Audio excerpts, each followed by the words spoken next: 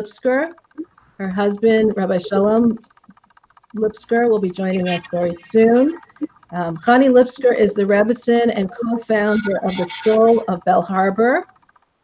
Together with her husband, Rabbi Lipsker, they founded the Shul, and she is having an unfortunately very, very difficult week and busy week. So we're very honored that she's actually here joining us and live with us, and that she took time from her schedule to speak with us about what's going on in her community over a week since last Thursday, and to really explain to us a little bit about what is going on with her community. Her husband was called off at an important meeting. He'll be joining us.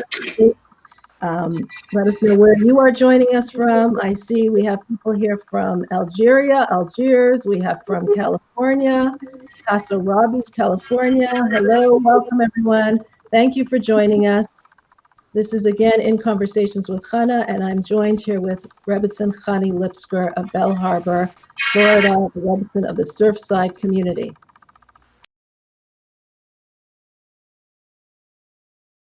Thank you so much for joining us.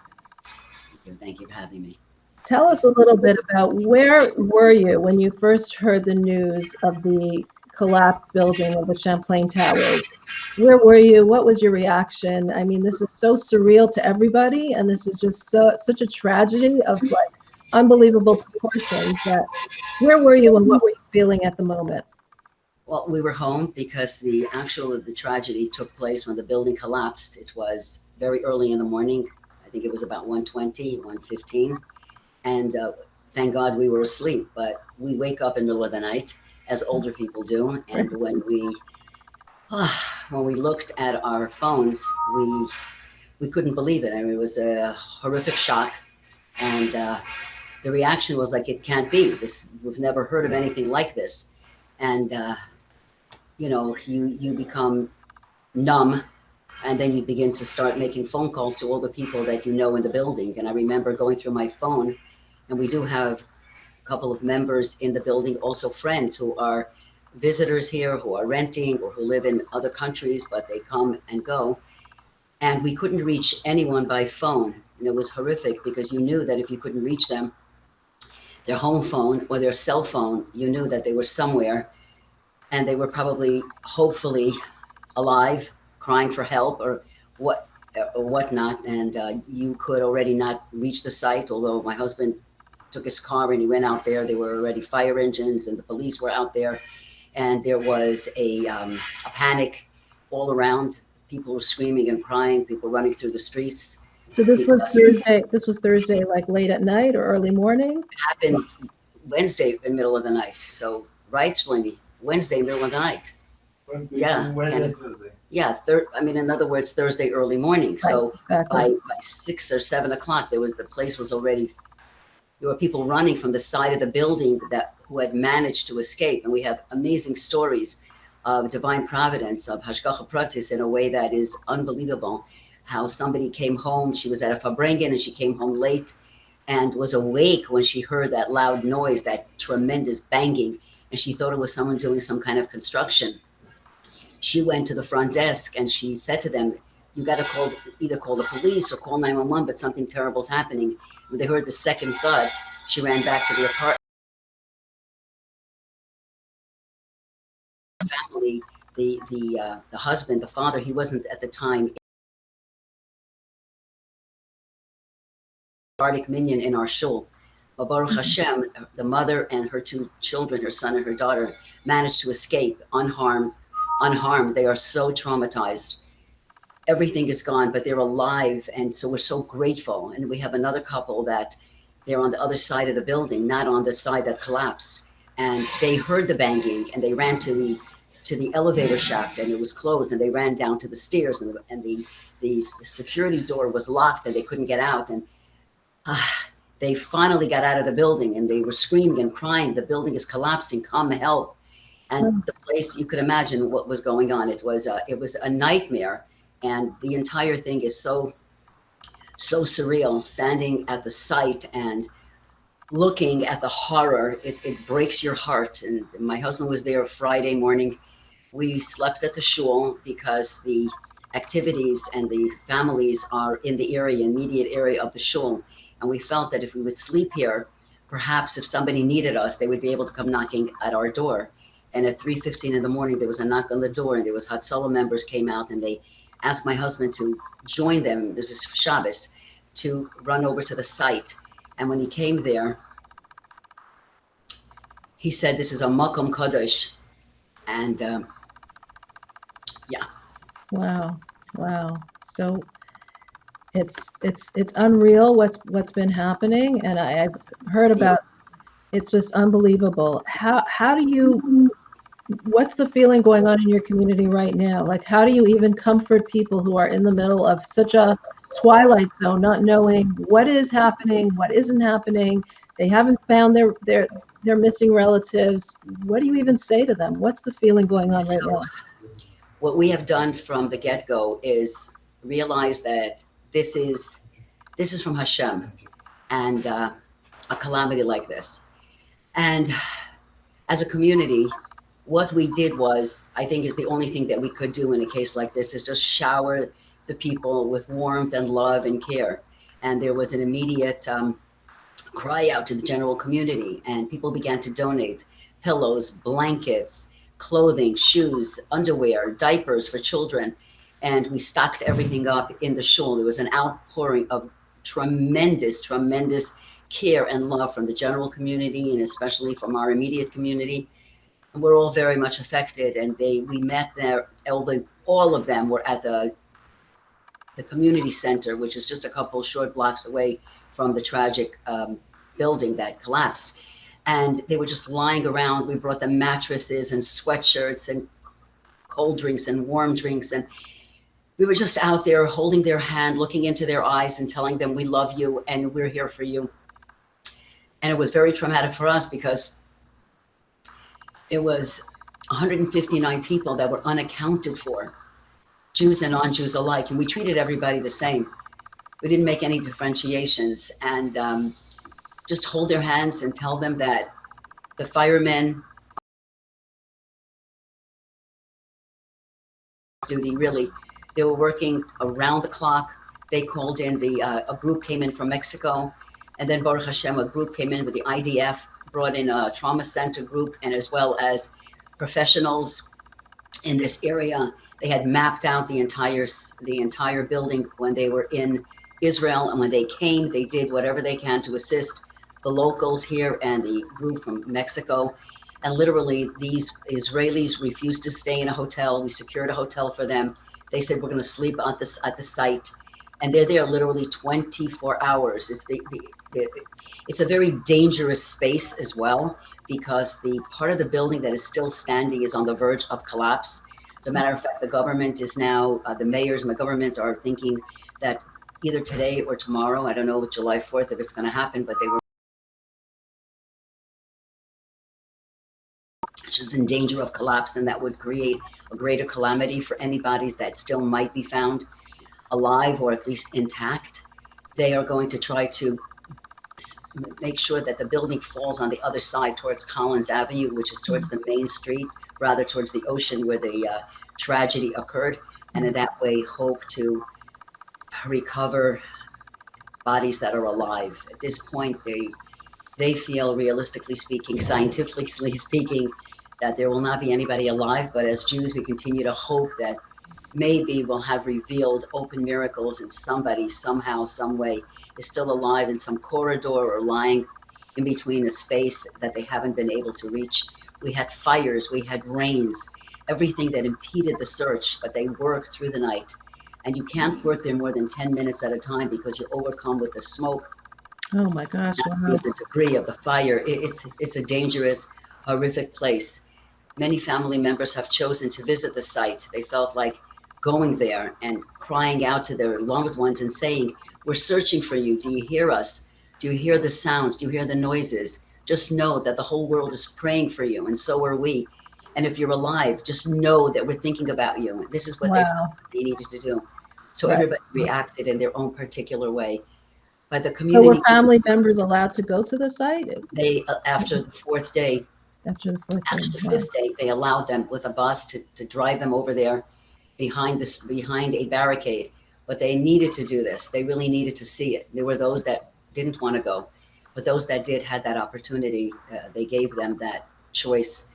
But our community is shell shocked. Our entire community is shell shocked. How far is the shul from this collapsed It's building? about a quarter of a mile. It's a very short. It's a 15-minute walk. So Wow. members of our shul who lived in the building would come to shul. So you know a lot of the people that were. People. You know. We had a Wow. wonderful, wonderful doctor Wow. and his brother who were in the building, and they're still not accounted for. And I'm sure the whole world saw the little girl, Elisheva Cohen. Right. She was broadcast with the president. She was just sitting by the site with her little Tehillim and davening that her tati should come home. And these are Bali Tshuva, amazing, amazing people. Just And so we pray heartbreaking. for everybody every day. Right. Wow. Just so heartbreaking what's going on. So I understand that like basically everything short of the recovery work is being done through the shul. I mean, you're providing housing, food, replacement medications, clothing, everything for those evacuated nearby, for those who came. So the shul is serving as a center focal point, but we're very fortunate that we have gotten the Red Cross is involved, FEMA is involved, and the Jewish Federation got involved, Litzo organization got involved, and many different communities have all contributed financially into a fund that will be then used to help these families, to help relocate them, help them with food, with clothing. They have nothing. They have zero. Wow. There are observant women that don't have a shaitel. Everything from soup to nuts we're going to supply them with, as we have been doing. And all the local restaurants have been just, it's so remarkable how the Jewish community came together. They are the ones that are actually bringing the food to the community center and to the different buildings that we are housing the people. And they're bringing food and they're not charging any money for it at all. Hopefully FEMA will be able to reimburse them, but nobody's thinking about that. And it's just an outpouring of love. And it's just so amazing that it's happening now, because there's been such a terrible anti-Semitism that rose to the fore. It's always there, but it just reared its ugly head in the past months all across the world, whether it be in London, in Canada, in France, in the United States. So verbal abuse and physical abuse. And the Jews were looked upon as like, who are these people? But now they see how the Jews react in a time of plight. And you see the non-Jews here who are overwhelmed. A woman came in from Tampa to be here with a family member, and she says, "You're the first Jews that I ever met. I can't believe the amazing people that you are. You're treating us like family." Wow. Some of these non-Jews have come into shul. They just said, "Can you allow us into your house of worship? We just want to be in a holy space right now." Wow. They have come into shul. We gave them a book of Psalms, and they sat, and they were reading of the Tehillim. We had a service on Sunday, and we actually invited the family members, the male family members of their loved ones that are still unaccounted for, to come up to the bima. We opened up the Oren Code. There's something that we don't do lightly, and we all said Avinu Malkeinu together. Wow. It was so heartbreaking. Very powerful. Yeah, this is tough. This is unbelievable. Wow. On all of us. I'm sure it's such a hard time. The world well, all of us are with you. You know, we're all praying and hoping, and we're all sending our prayers and love. It's a heartbreaking situation. Can you tell us? And we feel that love, and we thank the entire world. It's beautiful to see the outpouring, and I read also some non-Jews were saying like this was their first encounter with Jews, and they feel so much a part of the community and so much a part of the warmth and the love that's just being showered. So it's really a huge Kiddush Hashem. I could say that much. It's a big Kiddush Hashem, definitely. Sanctification of God's name. Beautiful. Can you tell us a little about the shul and how it started? When did you start the shul?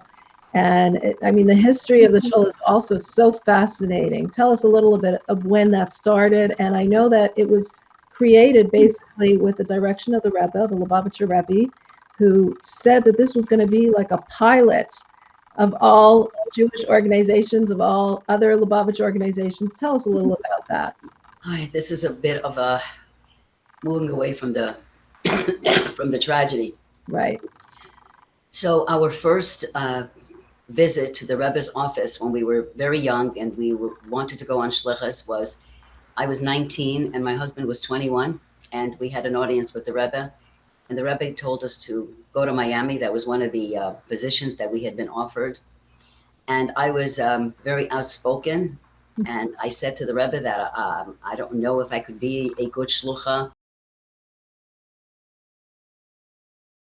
altered type of a world. And I knew that Miami was going to open up new vistas for me, unexplored.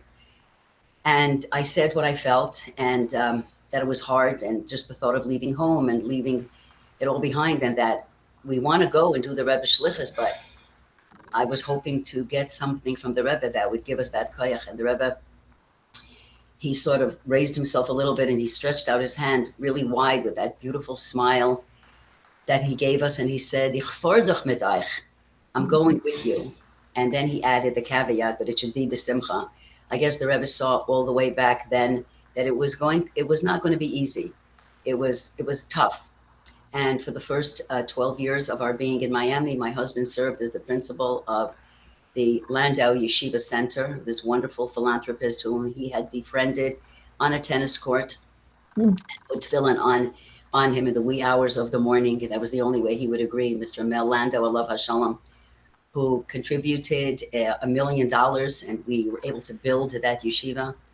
I remember the words he used to my husband. He said, "Hang in there, buddy. Very soon, I'm going to take care of this." And then when he went to visit the Rebbe at one occasion, Mel Landau, he kissed the Rebbe's hand. And the Rebbe looked at him and he said, "Everybody that goes to that yeshiva will say, I went to Mel Landau's yeshiva." What an honor. Wow. It was a historical moment for the Landau family and for the yeshiva and for all of us. And then we received a message from a gentleman who was building a building here in the Bal Harbor area. We had never even thought about coming up here. This was a very restricted kind of area for Jews. And he said that he had been with the Rebbe at the Ohel, with the Rebbe in a Yechidus in a private audience. This Mr. Sam and Aviva Greenberg. At the time, it was just Sam in this audience. Is a great. The Rebbe, he asked the Rebbe about a bracha for building a particular building that he wanted to build in Bal Harbor, and the building is now standing, called the Tiffany. And the Rebbe asked him, "Do you have a shul to daven in?" And he said, "No." So the Rebbe looked at him and he said, "Well, what are you going to do about it?" And the Rebbe was very direct. And so he said, he came home and he said to Aviva, "We have to start a shul." And then he called my husband, whom he knew, and he said to him, "Shalom Lipsker, I need your help. I need you to come up here and we're going to do this together. I'll provide the space and you'll provide the leadership." And I was not excited about it. We had a 10-year-old daughter, Deborah Leah, and a 5-year-old son, Shneir Zalman. And the thought of leaving everything that was comfortable behind and moving to this place that is so not welcome to Jewish people was not something that I was looking forward to. But we wrote to the Rebbe, and the Rebbe told us, "Nochain hadover," that is the right thing to do, and he gave us beautiful brachas. And so we moved up here. It was 39 years ago. We're going on the 40th year. And that's how it all began. What were some challenges? I mean, I know it was very inhospitable to Jews in that area. In what way It was so inhospitable that there were catcalls, there were eggs thrown at us. Go back where you came from. My son was 5 and he was walking from shul with my husband. Shul was a shoe store at the time, a little shoe store on one of the streets up here. And he was wearing a yarmulke, kippah on his head. And this woman walked up to him and she said, "Why don't you just go back to Israel where you belong with that thing on your head?" And he looked up at her very innocently and he said to her, "Why? Hashem is everywhere." And this woman was so overwhelmed with this response of this little boy. She waited for my husband to approach. And let me just tell you, as a result of that little visit, she became a member of our shul and she helped us and became part of our sisterhood. And she said that innocence of that little boy and the way he spoke moved her so much. She was a Jewish woman, and it awoke within her little nefesh, the godly spark within her. There were a Wow. lot of challenges. The house that we eventually bought after years of living in different apartments, moving from hotel room to hotel room, on the deed it said specifically no Jews, No no Jews, Jews. We really. had Wow. that, and again, they did not want us. We were very unwanted, and they felt that the real estate prices would come crashing down. But the opposite came true in the real Right. estate prices, as we know, when Jews move in, the real estate prices really rose, and it's now become an extremely vibrant, powerful Jewish community with 4 different synagogues. And I see my husband just arrived, so I'm so Oh, excited. wow. So come on in and join us. We're Come on, sitting in join us, Rabbi Lipsker. So It's excited to doing have really you. good. It's doing really well. So excited to have you here. Just move over a drop so we can see you better. Okay, perfect. Just move a drop together. Excellent. Okay. Excellent. You Hello, got Rabbi it. Lipsker. Good morning. Thank you so much for joining us. Very well. I'm We sorry I like was scared because I explained it. No, we understand. We understand that things are not predictable there at this time, and there's so many things that you're being pulled in. So Khani was just telling us some of the early challenges in the developing of the shul and moving to Bell Harbor, which is so remarkable because now you go to Bell Harbor and Surfside, the whole area is just so Jewish. It's hard to even contemplate that you were the ones that created that environment, really. well, we there's a hotel here just to tell you 2 very interesting little episodes. One, you see about the Rebbe's approach about making sure that you address simplicity, people of simplicity you never know. Another is the fact that they said no Jews. There was a hotel here, and really they had a picture of the Rebbe, and I don't want to tell you what other animals there were on there. It was really nasty. So that no Jews, no blacks. It happens to be that a Jew is the mayor of Bal Harbor. A black man, black American is the chief of police of Bal Harbor. So Wow, it's really transformative, but just a unbelievable. very And this interesting is what, in a fact. period of 30, 40 years. That's it, right? 39 years. Wow.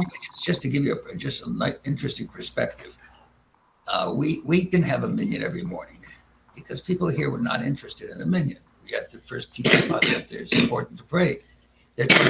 We're moving with people that are on their way out, and we're trying to bring in so it's turning them around and then taking them on a trip.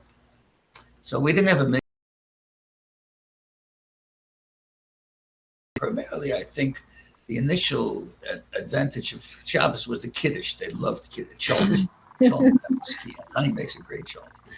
So it was the best. They used to call it chile, the Cuban waiter. In any case, so I needed a minyan to say Kaddish. It happens to be, my father passed away. I needed a minyan to say Kaddish. We were in this little place, and we didn't have a minyan. I had we used to daven every morning at 7:30. We used to daven whether it's 1 person, 2 people, 5 people, 6 people. We just pray together. I needed a minyan. There was no minyan. So what we used to do if we needed a minyan, if somebody needed to say Kaddish, we would call the taxi company, and we would ask them to send a Jewish cab driver, Funny. and he would park and say, "Keep the meter running." What's the difference? Save some gas, and Right. we were always successful that way. 1 guy, 2 guys, we had 2 taxis parked out there. 1 taxi. This particular day in the summertime, the place used to slow down because this was a winter retreat, and there was no Jewish taxi drivers, nothing to available, and the seats were empty. All of a sudden, I see this elderly guy, in the olden days, those plaid pants made out of polyester with a blue shirt, with these little plastic things in their pocket with 12 pens, Right. and his cap. And he's walking with a stick. I said, "Excuse me, sir, are you Jewish?" He said, "What is your business?" So you knew. I need a Jewish person. He said, "I don't believe in that stuff. I don't believe in any of that." I said, please. I had 9 people already. I happened to get some friends of mine to come. And he said, "I don't believe in it. I'm not going." I talked to him, tell us, I'm going to eat breakfast. Anyways, I go back in and people had to go to work. And so they said, "Rabbi, we can't go." So I go with my tallis and I go to the corner store where he's eating breakfast. This guy, he's eating breakfast and he's sitting there with his cap off. And I said, "Sir," he looks at me, he said, "I told you I don't believe in it." I said, I must have you. I said, I just need, you don't have to believe in it. I just have to be there. Right. He says, I already ordered breakfast. You know what I ordered? He said, I ordered pork and ham, bacon and eggs. Right. So I said, boy, he wanted to like tell me how much he doesn't believe. Right. Of course. I said, how much did you pay for it? He said, I paid $5 for it. So I take $5 out of my pocket. I put it on the table. And the guy looks at me. He says, boy, this is worth $5 to you. Wow. I'm Wow. coming. That's what he says. If it's worth $5 to you, I'm coming. But he says, first time in my life I ever bought bacon and eggs, to tell you the truth, but I paid for a bacon and egg breakfast. He comes with me, and on the way he says to me, don't give me no stuff. I don't want no prayer book, no nothing. Just I said, no, I just need a nice Jewish warm body. That's all I need. Wow. He comes to make a long story short, and we could go on with detail, the man ended up giving us our first $1 million. Oh my gosh. Wow. And more than that, though, he became a real Baal Tshuva. He started to put on tefillin every day. When he first put them on, my husband said to him that those tefillin look like a crown on your head. And one day they were looking for him. There's an elderly gentleman, and they couldn't find him. So my husband says, I think I know where he is. And he went off to the men's room, and there he was standing and looking at himself in the mirror. And he says, you know, Rabbi, it does look like a crown on my head. Wow. And slowly he became a Baal Tshuva. And before he passed away, we thought he didn't have any money at all. We thought we were going to have to help him financially. That's the way he looked, and that's the way he spoke. And he lived not in a very elegant building. And he brought out all his passbooks, all his little 2,000 in each one or whatever, and he left in his will $1 million for the shul. They were able to actually start with that. Wow, that's incredible. One Jewish shaman, you never know. And it seems like the shul has a way of, like, how many people are affiliated now with the shul? The people around me generally telling you the truth. Particularly our president at that time, this Jew, he said, what are you wasting time with? I said, he makes my million. He says, I need him for college. He says, yeah, but he's a waste of time. So for the high holy days, we would have like Shabbos crowd, and we'd have 100 people. High holy days would have 500 people. Wow. We had to go into a hotel. Right. So we needed books. I didn't have any money. So I said to the president, he says, we don't have no money for books. But shluchim. We just went out and ordered books. Right. So we'll get it. We'll find money for it. So I ordered all the books, and I bring this man in for the first time. He goes to the high holy day services. He looks around. He says, those books. He says, those nice books. He says, yeah. And he said, who paid for them? I said, they're not paid for yet. He says, yes, they are. Oh, wow. Wow. That's a lot of money. He says, they're paid for it right after the holiday. So I run over to the president. I said, by the way, the books have been paid for. He said, who paid for them? I said, that guy. From that morning on, hello, good morning. So the guy used to wink at me. He said, are so relatable. I know I was by you like a few years ago speaking for your community, and Chani was preparing for the event by making her challah, right? Your renowned challah. You were running around your kitchen right before the event, pulling out the challah from the oven. And Rabbi Lipsker, I know you spoke once in London, and I was speaking after you, and you were speaking about Shabbos, and you spoke about how one time you were stranded somewhere. I don't remember the details, but I remember you were saying, and it was just so relatable to people that I think that's what made, that's what made you so relatable to people. How big is the shul now? And I know in the shul now, you still are like, you have different blocks that you have people making sure are, when you hear new people moving in, you have different people who are going out to those people. It was an ingenious idea of my husband to create block shluchim, which is phenomenal, I think. These are not professional shluchim. These are members of the community who live in a particular building or on a particular block. And prior to every yontif, we prepare here at shul, actually our bachrim and our girls, we prepare special little kits, all of them apropos to the particular yontif, to a particular holiday. And these block shluchim then deliver to the families, speak to them, find out, is there anything that you need? Do you need a mezuzah?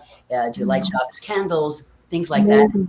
I believe that many people that have started coming to the shul is a result of this particular project of the block shluchim. It's a way, because the rabbis themselves can't do that kind of work. You need an army, and we have a little 33154, and excuse me, the Rebbe gave us a job, and we take it very seriously. Well, do you think this is what the Rebbe meant when he said that your shul will be a pilot for all other around the world? Well, there's I mean, money. the way that you went about it.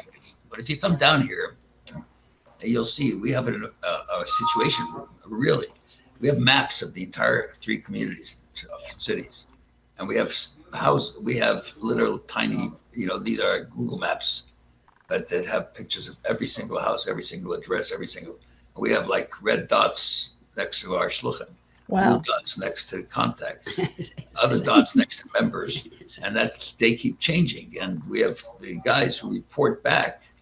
They report back, and we have one person, his name is Shaiki Farkash, who happens to be the head of our youth program. So he directs this program as well, because he's got the staffing, and it's very interactive with young people. And this way, there's no defense mechanism. If I come knocking on people's door, there's one woman that they knocked on her door, and she said she's been looking through the peephole. This is a sophisticated woman in her house. There were like 4 screens of every part of the world, and she was watching the whole world all the time. On a very educated, high level. She said she used to look through the window and see these guys walking with these black hats, and these strings hanging out. And she says one day she came knocking on her door, and she was not opening the door for them. And then one day, one of the block shluchim knocked on the neighbor, and that was the neighbor. They opened the door. And wow, she loves these people. It's wonderful people. It's an incredible idea. So incredible, phenomenal, really phenomenal. Great ideas. Amazing. So, Chani, you said when you went to the Rebbe for Yechidus, you were 19, your husband was 21. Did you ever both see yourself in a role of such magnitude? Yeah, I was 20. I was just corrected. I was Okay, 20. you were 20. Because you March. married when you were 19. Right. I got married at 19. I was just 20. You said it was 20. Yeah. 20, right. Well, you were both very young, whatever the age was. Did you ever both see yourself in such a position? And what do you do? Like, what did you do along the way when you didn't feel adequate to take on this huge undertaking? Like, how did you convince yourself that you can go forward? I'm sure people want to know. I'm going to try to answer that. When I was going to seminary, and I Beis Rivka, and then I graduated from seminary, and I taught at my alma mater. I taught at Beis Rivka half a day. And the morning when I wanted to teach Judaic subjects, I could not, because I was working for this organization called Siri Agudas Chabad, Sach. And I loved my work. I loved it. I would stay very late hours. I'd sometimes come home at 1 o'clock in the morning when it was Pegisha time. Pegisha was encounter with Chabad. In those days, the universities did not have shluchim. They didn't have a shliach on campus. So what they would do, which was a phenomenal idea, they would bring young students to Crown Heights, and they brought out these amazing speakers, Dr. Block, Allah Shalom, Zalman Posner, Allah Shalom, and Professor Branover, Professor Velvel Green. And I interacted with them because I was working in Sach in this organization, and I loved what I was doing. And I always had this feeling, I knew that I wanted to do something. I didn't know what it was. And when I started to date my future husband, he asked me a lot of questions. And one of the most important questions he asked me was if I was prepared to go on shlichus to anywhere in the world that the Rebbe would send us. Wow. And I answered yes, and he liked that answer, so we continued. The second question you asked is, what did I do when I felt, in the beginning, I felt very inadequate. I really did, because here I was, a 20-year-old girl coming from a cloistered environment, and suddenly I'm interacting with these people that were college graduates, sophisticated people, and I said, how am I going to relate to them? And I always would come to my husband, and I'd say to him, Shalom, I don't know how to do this. And he said to me, very important words. He said to me, you need to understand that these people want what you have. Mm-hmm. So that is what gave me the courage to move on, because I realized that, why are they coming? They're coming because they feel a void in their life, and maybe we were able to somehow fill some of that void. So explain to some of our listeners, what do you mean by that? What's the void that they're feeling, and what is it that you have that they're missing? The spirituality, the Yiddishkeit, the connection to Hashem, to knowing that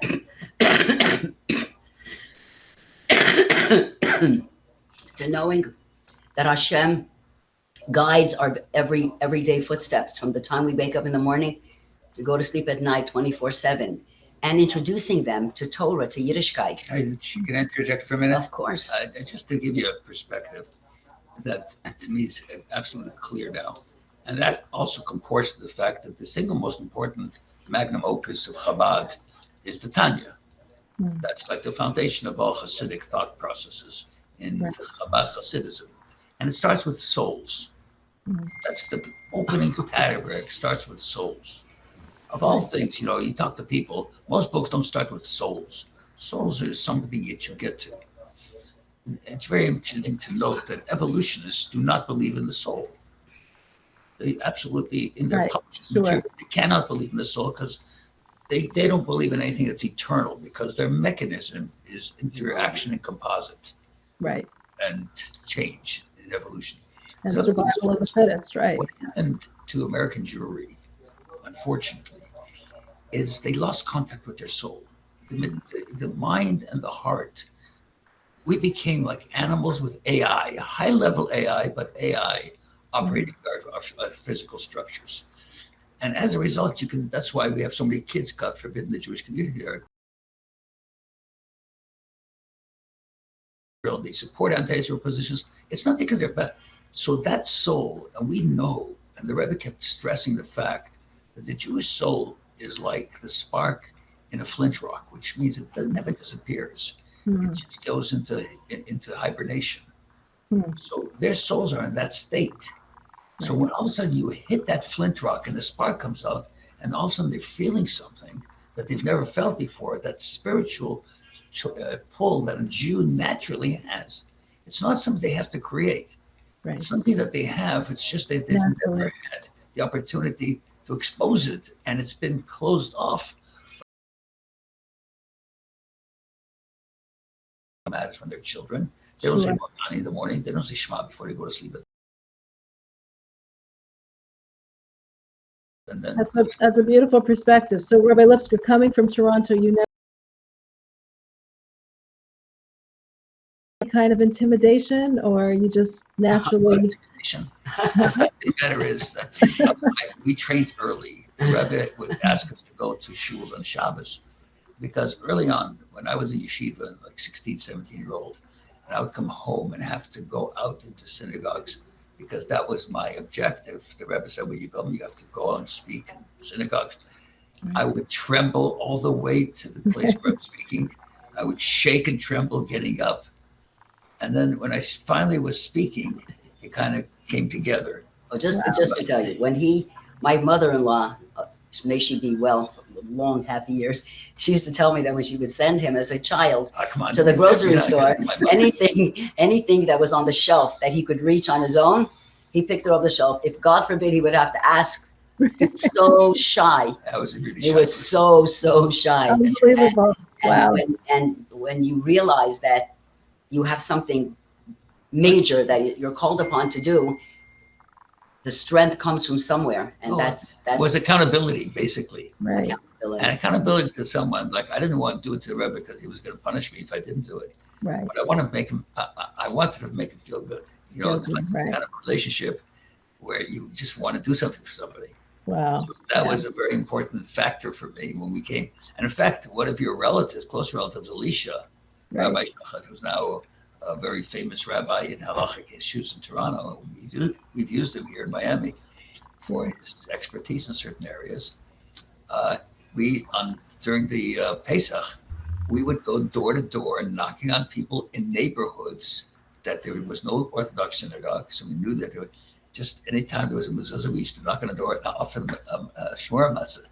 Wow. Those times they were trained in Toronto. So training from young. It's true. I mean, I see that with my boys. Like, going up to strangers and saying, "Are you Jewish?" gives you a little bit of training. Shabbos candles on the street corners. We would all do that. Of course. And you feel enough.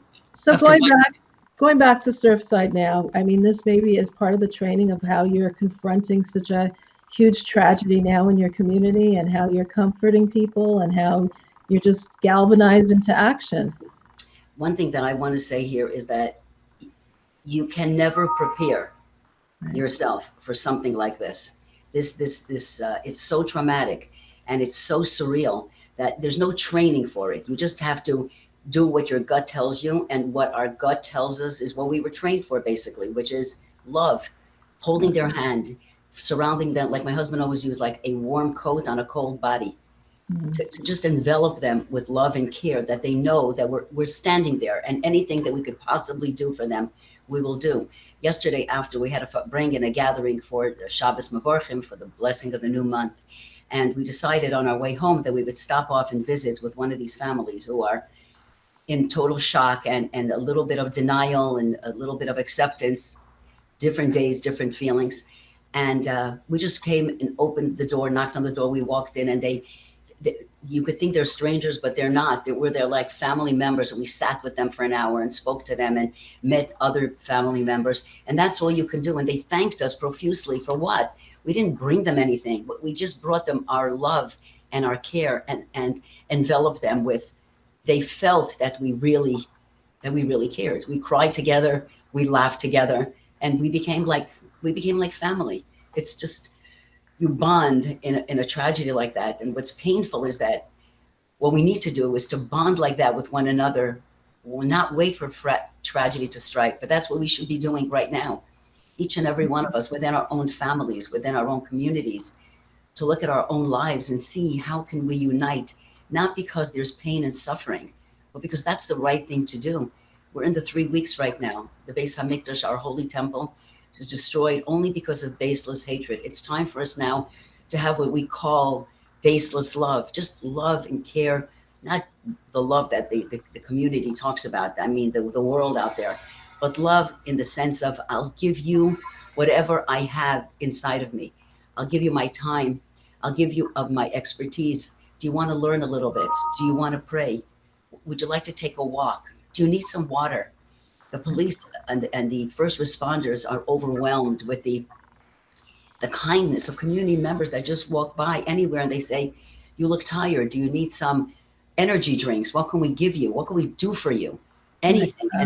And they're feeling that love. And I think that's, at this point in time, there's not much more that we can give them. That's a beautiful message, and such a relevant message for all of us that we can all take home, and especially in this time. Definitely. It's what's needed. Just to add to what Chani's saying, there is no training for this because it's just out of the ordinary. But one of the interesting factors, and it's across the board, you don't have to be smart to do this, you don't have to be very articulate to do this, you just have to do it, is the fact that the only thing that connects with them now, intellectually, there's no rationalities here. We cannot explain stuff. And emotionally, we are already at the breaking point of emotion, because it's a twilight zone. There's no consolation. I mean, it's really a very difficult time. So hard, for sure. It's different than It's an unknown, for sure. It's like in between. And there's multiple other factors that are very gory to share because of the circumstances. So the only thing that works here is the connection with the soul. And the soul is very open now, because that's all there is. There's nothing there, because the material, physical environment has lost all ability to respond to anything that we're dealing with. So they do respond to the spirituality. People that under normal circumstances would not respond to the spirituality here are so responsive, and it's also overflowing, which means that it's not just a Jewish objective, but there, 2/3 of the population, there were more than 2/3, 3/4 of the population were not Jewish people. And they themselves, there's one particular person, a very high level person, who has 5 people in the environment, and she had been she was so impacted by the Jewish value system. She said she wants to become Jewish. Wow. It's not because, and there's no philosophical conversation. We're not talking about, did God create? Where was God in the Holocaust? It's just seeing you in action, seeing the action of people. Kindness. God spaced the world in kindness. Olam chesed yibana, God built the world in kindness. Wow. Beautiful. So beautiful. I mean, out of such a tragedy, but such beauty and such generosity of spirit and kindness pouring out is really beautiful. You also have to realize that the community has rallied to such a degree. There's not a thing that any of these people need that they're not getting. Food, drink, glatt kosher food, anything, home cooked food because they can't have salt, whatever is necessary, breakfast, lunch, dinner, snacks, financial assistance, any single thing that anyone needs, whether it's a modest dress for a lady because she left all of her clothes back there, or something for a pair of shoes for a child, or whatever is necessary, it's right there at the moment. Wow. Unbelievable. Really unbelievable. Is there anything that people who are listening to this can do to help, or what would you like to share to our readers, who are listeners, who are listening to you? Is there anything that we can do to help the people of Surfside? I don't know what my husband would say. I'm going to let him speak about it. But what I would like to say is,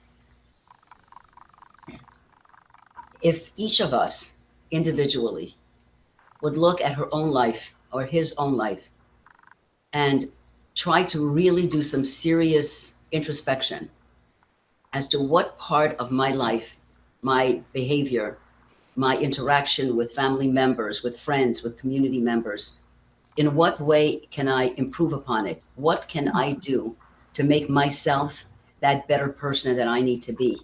And each one does this, we will have transformed the world, because there are listeners, as you said, everywhere. And I just heard somebody say, I think it was Svi Freeman. I don't know. It doesn't really matter. I'd like to give credit, but I can't remember exactly. But if maybe it was Rabbi Jacobson, I don't know where it came from, but nonetheless, that you can't change the world. You could only change yourself. And by changing yourself, you automatically will. Kotzker Rebbe. Thank you. Well, automatically you will change the world, because one, it's a ripple effect. Sure. And so when the world is watching how our community has responded in this, for this tragedy, and I can't even describe to you the home visits that are being done to people who have chosen to stay at home. There's a family here from Australia whose parents are not accounted for. And it's a large family, and they're sitting in 2 homes. They have an outpouring of love coming into their homes. What can we do? How can we help you? And I think there are many, many people who have really done this. They've done this on their own, made decisions, real cognitive decisions within themselves about how they were going to change some parts of their lives for the better. And that's the only thing that we can do, so that there will be something positive that came out of this tragedy. This tragedy is so horrific. It'll take years, or maybe it'll never really ease the pain and the anguish of so many. We have psychologists and psychiatrists on hand, because we're all shell-shocked. We all feel it. We all feel it inside of us. You're reminded about it every step of the way. So what are we going to do? We can't change the facts. Those facts we can't change. Only HaKadosh Baruch Hu, God Almighty, can make revealed open miracles. But what we can do is generate in this community the love that we have been doing, and maybe the whole world can do that. That's what I would say to our listeners, to please, each of us in our own way, with whatever you think you can do. Each one is different, and each one should take upon themselves to do one thing more or one thing better, as the who came to see him. He said, I ask myself that every day. What can I do today? One thing more or one thing better? And the Rebbe said to these visitors, if I can ask that of myself, I think I can ask that of you as well. So maybe that's the thought I would. Beautiful, really beautiful. I mean, you see how in just one moment everything can change, and that really makes you realize what's important in life. And that's a beautiful message to be giving to people. The building came down in 4 seconds. Right. If I could just add one thing to what Chani says. Sure. Obviously, there is there's no compensation for anything that's here. There's nothing can compensate for a single life. But one of the interesting things that may be a little esoteric, but nonetheless, this whole thing is outside of rationality. So esotericism is not something that's transcended. That's not so outlandish here. But one of the factors that is critical in the final coming for Mashiach, which right now so many people are recognizing that the world needs it. The world needs this balance, goodness, kindness, whatever, all the good things that Mashiach brings with it, as Maimonides enumerates, etc. So one of the prerequisites, or a key prerequisite, is called what is the spreading the well springs of the fountains of what Hasidic promotes. And what is that? So as I mentioned earlier, it begins with the soul. So, right. If we just became cognizant, if a person said every morning, "Thank you, God, for my soul. Thank God for putting my soul back in my body," which is really what we do say in our prayers, but most people don't say those prayers. Just be cognizant of the fact that you have a soul. All of a sudden, it will come to the forefront. It will affect every part of the body. And this kind of an event gives so much attention to that side of our existence, because the physical, but that part has a certain eternal factor to it. So just awareness of the soul, which is all comes across. It doesn't happen through intellect. It doesn't happen through emotion. Right. It happens through behavior, through action. That's the key factor. So just adding, like Honey That's mentioned. yeah, that's beautiful. I mean, awareness of the soul brings us to love one another. We get back past the pettiness, and we can do what Khani's saying, to just be a little bit better and to just see another person and have that outpouring of love for another person. And it also teaches us about the importance of life, because the physical life is so transient. So it really, that both of these are beautiful messages. I want to read to you what just some commenters said. Beautiful life you're living. You are an inspiration for me to be more outspoken with the love and kindness of Hashem to those around me. How right you are. This is just, people are praying for you. People are wishing only for for this tragedy to just have some kind of miraculous resolution. And we thank you so much for joining us. I'm joined. Could I just Sure. add one point? Sure. We have a class on Shabbos afternoon, and we met an hour and a half, and we schmooze, and different people come, not just community members, visitors. We have people from Muncie, we have people from Lakewood, we have people from Williamsburg, from Borough Park. And what we spoke about yesterday was just this very point, that we should not, as Jews, look at that which divides us in the way that we dress, or the way that we speak, or the foods that we eat. We have so much more that is in common with one another, that all these distinctions. The Rebbe never liked to hear words like conservative and reform and reconstructionist, or that's Satmar, that's Boviv, and that's Ger, and that's Chabad, and that's Litvish. Let's forget all these titles and just remember one thing.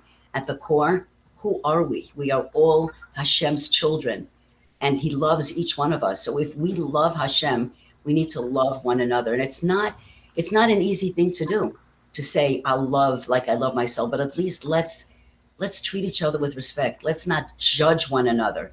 Let's not be judge and jury over people and decide what's right and what's not right.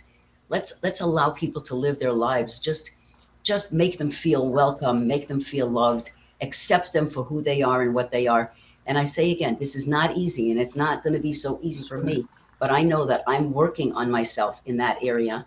And the reason I'm saying that others should do it, because I know it's hard, and I'm working at it. And I hope that I'll be able to achieve it, because yogaita matzata, when you work hard at something, you eventually will come to that resolution. So that's the message that I want to leave. The core of Judaism. Thank you for all your prayers, and I know that you're all out there praying for our community, praying with all your hearts and all your souls that we find some people alive, and that we find bodies intact, and that they should be able to come to a proper kosher burial, and that Hashem should give comfort and consolation to all those who have lost members of their beloved families, friends and neighbors alike. This has been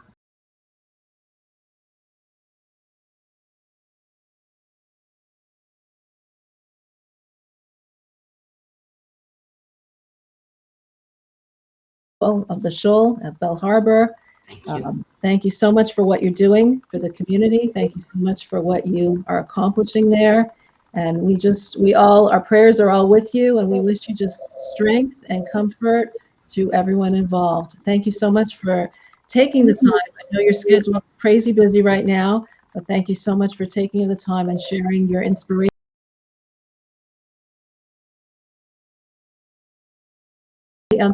Unbelievable people. Thank you. Maybe a blessed day. Looking forward to good times. Shalom.